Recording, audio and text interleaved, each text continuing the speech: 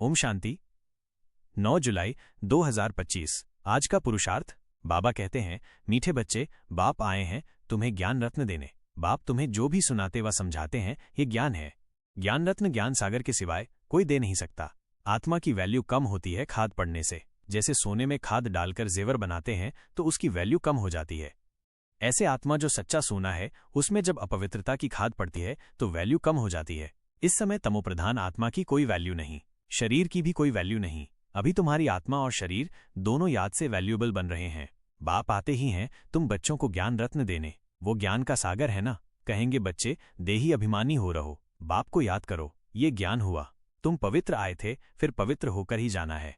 कर्मातीत अवस्था में जाना है और बाप से पूरा वर्षा लेना है। आत्मा में ही धारणा होती है। ये शरीर तो ऑर्गन्स हैं जो विनाश हो जाते हैं। संस्कार अच्छे व बुरे आत्मा में भरे जाते हैं। बाप में भी संस्कार भरे हुए हैं सृष्टि के आदि मध्य अंत की नॉलेज के, इसलिए उनको नॉलेजफुल कहा जाता है। सतयुग में हम आत्मा और शरीर दोनों पवित्र थे। इस समय तुम्हारी आत्मा अपवित्र बन गई है तो शरीर भी अपवित्र है। जैसा सोना वैसा जेवर। अभी 9 कैरेट बन गई है तो कोई वैल्यू नहीं है। इसलिए बाप कहते हैं आत्मा को पवित्र बनाओ तो फिर शरीर भी पवित्र मिलेगा। यह ज्ञान और कोई दे न सके।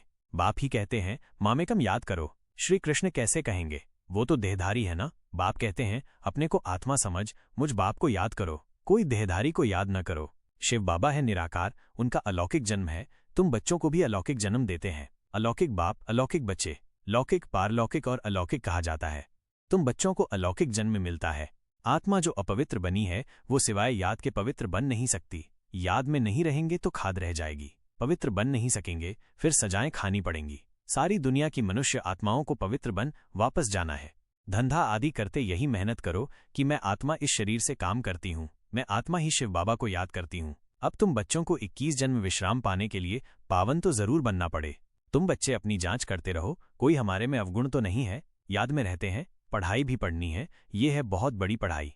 जो अच्छी रीति पढ़ते और श्रीमत पर चलते हैं वो हाईएस्ट बनते हैं, और जो बाप की जाए निंदा कराते हैं, हाथ छोड़ जाते हैं, वो प्रजा में बहुत कम पद पाते हैं। बाप कहते हैं बच्चे अब जल्दी तैयारी करो, गफलत में टाइम वेस्ट नहीं करो। याद नहीं करते हैं तो मोस्ट वैल्यूएबल टाइम नुकसान होता है। शरीर निर्वाह, अर्थ धंधा आदि भले करो, फिर भी हथ कार डे, दिल यार डे।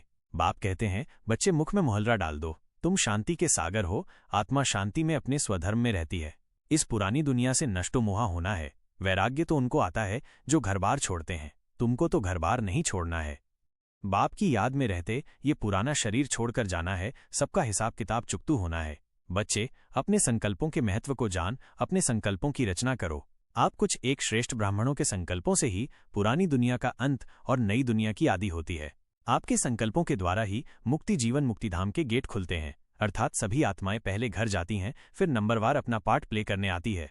आपके संकल्पों के आधार से ही इस 5 तत्वों की दुनिया में हर जड़ और चेतन चीज कार्य करती है। सो अब अपने संकल्पों के महत्व को समझो और व्यर्थ पर विशेष अटेंशन दो, क्योंकि व्यर्थ संकल्प आत्मा को भारी कर देते हैं और कई बार तो ये व्यर्थ का किचड़ा आत्मा को मैला भी कर देता है। अर्थात फ्लॉलेस बनने में बहुत बड़ा बाधक बन जाता है।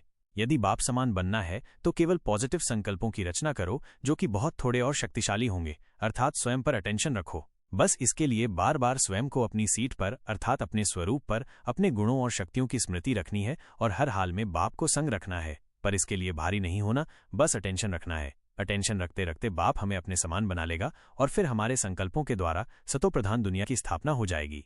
बस स्वयं पर और बाप पर 100% निश्चय। अच्छा, ओम शांति।